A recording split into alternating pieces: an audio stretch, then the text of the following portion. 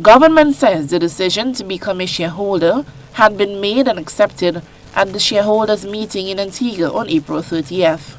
Grenada has given an undertaking to continue supporting LIAT, restructuring, and a number of models have been examined, although a final decision is yet to be presented to shareholders. A former Caribbean Tourism Organization director and travel agent, Sadiku Sylvester, says the shareholder status simply means having a say in the operations of the airline. Shareholder doesn't necessarily mean that you get more flights.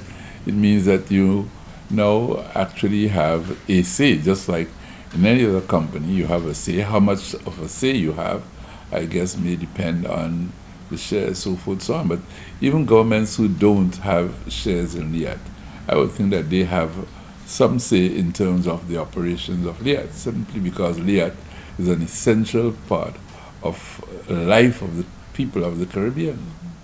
The shareholder governments have been asking other Caribbean governments to provide financial assistance to the Antigua-based airline that services 15 Caribbean countries.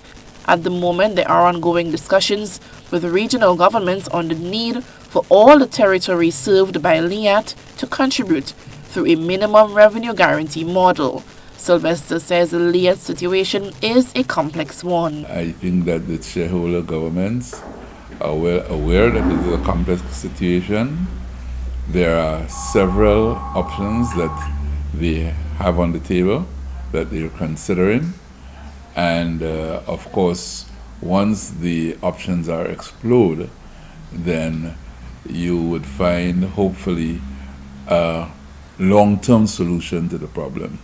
Because pumping money, as they have been into LIAT now, is basically like if you have an injury, as I said, and you want to apply some spray or something like it.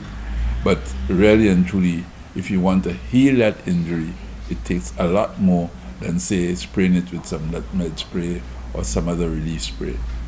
Meanwhile, hotelier Sir Royston Hopkins says LIAT is vital for Grenada. If LIAT falls, this would be 22,000 people less into the country. And he has to find the money to pay his bills regardless. So it behoves the government to pay the $1 million and something, because 22,000 people would be spending way in excess of the 1.5 million which he's paying in. And that's his rationale. So I concur with that approach.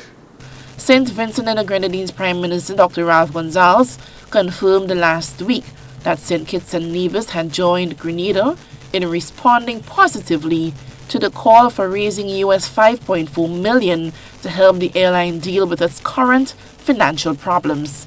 Eugenia Peters, GBN News.